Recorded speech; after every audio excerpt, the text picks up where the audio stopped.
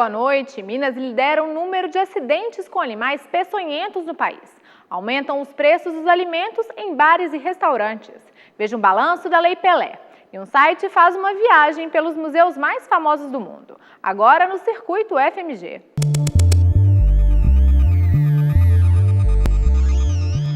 Uma posição nada boa para Minas Gerais. O estado lidera o ranking do número de acidentes com animais peçonhentos, segundo o Ministério da Saúde. E o risco aumenta por causa do calor nesta época do ano. Foi ao fazer a manutenção no bueiro que Elias sentiu a dor da picada de um escorpião. Eu quebrar na beirada do asfalto, a pedra que caiu lá embaixo, eu fui pegar e o escorpião estava agarrado nela. Aí foi atingir a cabeça do meu dedo. A dor é enorme, dói demais. Paralisa, vai paralisando o lugar, ela só vai aumentando, é que vai entrando no sangue a dor, entendeu? Só vai aumentando. Os escorpiões injetam o veneno pelo ferrão que fica no meio da cauda. De acordo com os especialistas, eles gostam de ambientes escuros e úmidos e escondem-se perto das casas, terrenos baldios, entulhos e em locais com acúmulo de baratas, como cemitérios. Nesta escola de educação infantil, dentro do campus Pampulha, as galinhas foram a solução para afastar o perigo. Percebemos que diminuiu muito o aparecimento de algum escorpião. Então, os que eu tenho encontrado, os que eu encontrei por último foram os que vieram do lado de fora, presos na tela do lado de fora. Acidentes nós não tivemos, graças a Deus, nenhum. Nos últimos 6 anos, de acordo com o Ministério da Saúde, o número de acidentes envolvendo animais peçonhentos cresceu mais de 30% no Brasil. Minas Gerais lidera o ranking das ocorrências. Só no ano passado, 25 pessoas morreram em decorrência de picadas de escorpião no estado. Na Fundação Ezequiel Dias é produzido soro contra as picadas. No processo, o animal recebe um choque e libera uma gota do veneno. Depois o veneno ele é mandado para o laboratório, onde ele é congelado, liofilizado, né, que é extraído todo o líquido, a água dele, e fica só a parte sólida. E esse veneno sólido, ele fica guardado no laboratório até o pedido da fazenda, que é onde estão os cavalos, né? E com esse veneno em pó, é feito o antígeno. Esse antígeno é uma mistura de várias substâncias, inclusive o veneno, que vai ser aplicado no cavalo. E aí o cavalo vai ter a resposta imunológica, aí é feita a extração do sangue do cavalo e a partir do plasma do sangue do cavalo é que vai ser feito o soro. E em caso de acidentes, a população deve esquecer alguns mitos. Caso você coloque o escorpião que te picou ou algum outro escorpião dentro de alguma bebida alcoólica, com pinga e cachaça, que ele serviria como antídoto, né, a bebida como antídoto para picada. Isso também é falso, isso não existe. Não se deve fazer garrote nem torniquete, não se pode tomar nenhum tipo de medicação, nenhum tipo de bebida alcoólica. A única coisa que deve ser feita é lavar o local com água e sabão, manter-se calmo e procurar o hospital de referência da sua região o mais rápido possível. O Hospital João 23 é referência no atendimento. O telefone é o 3239-9200. O projeto que obriga a instalação de brinquedos adaptados para pessoas com deficiência em espaços públicos foi aprovado em segundo turno na Câmara Municipal. A medida estabelece que todos os playgrounds estejam de acordo com os padrões da Associação Brasileira de Normas Técnicas. O projeto segue agora para a sanção do prefeito. E quem gosta de comer aquele tira-gosto nos bares deve preparar o bolso. Alguns produtos tiveram alta de 30%, bem acima da inflação do ano passado. Inflação até na mesa do bar. Os amantes dos petiscos estão gastando mais. Neste estabelecimento, dentro do Mercado Central, todos os tiragostos estão mais caros. E hoje nós aumentamos, tivemos que aumentar um pouco também, não tivemos, pode ser muita coisa, pouca coisa, senão o cliente assusta. Então você tem que preparar, você gosta, você tem custo, você tem gás, você tem funcionário que trabalha na chapa, entendeu? Então tudo isso é custo, né? Então você tem que ir para repassar esse custo, não tem como. O tradicional fígado com jiló está em média 30% mais caro se comparado ao mês de janeiro de 2010. O percentual é 5 vezes maior que a inflação medida em Belo Horizonte, que ficou em pouco mais de 5% nos últimos 12 meses. E um dos principais responsáveis pela alta dos preços lá das porções do Mercado Central, de acordo com os comerciantes, é o jiló. Só para ter uma ideia, em janeiro do ano passado, o quilo do produto era vendido a 57 centavos. Hoje, já chega a quase R$ 2,00. Nós tivemos a conjugação de dois fatores fundamentais. Um foi regime de chuvas, realmente, questão climática, por consequência, e também a questão da própria renda do consumidor. E mesmo com os preços salgados, quem frequenta o mercado não abre mão das delícias. Não tem jeito. Com o calor desse, uma cervejinha e a cervejinha sem o tira-gosto, não tem jeito, né? Tem que trabalhar um pouco mais e pagar o preço do tira-gosto, né? Porque isso é irresistível. Você vem no Mercado Central e não comer um tira-gosto, você não vem no Mercado Central. Estão abertas as inscrições para o curso de montagem e manutenção de computadores no Coltec, Colégio Técnico da UFMG. São 6 turmas com 22 alunos cada. A idade mínima para matrícula é de 14 anos. As aulas começam no dia 14 de fevereiro. Outras informações no telefone 3409-4220. E daqui a pouco, um balanço da Lei Pelé. E um site faz uma viagem pelos museus mais famosos do mundo. A gente volta já.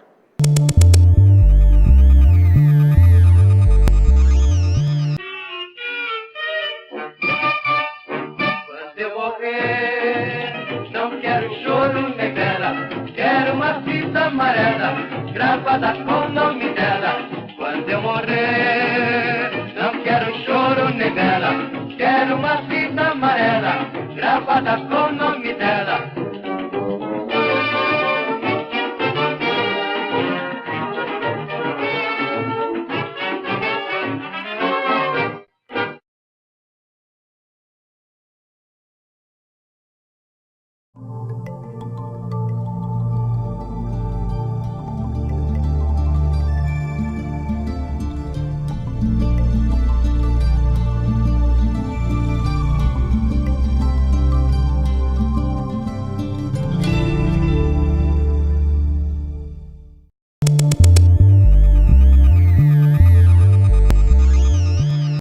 Enterrado hoje em Osasco, em São Paulo, o corpo do jogador William Moraes, de 19 anos. Ele foi morto ontem numa tentativa de assalto em Belo Horizonte. William se destacou no Corinthians e estava emprestado ao América.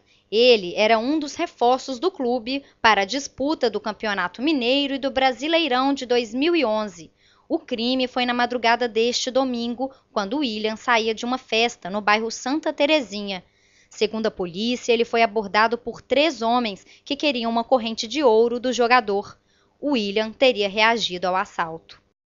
Os suspeitos do crime foram presos e levados para o Centro de Remanejamento do Sistema Prisional, o Ceresp São Cristóvão. E agora vamos mudar um pouco de assunto. A Lei Pelé completa 13 anos em março.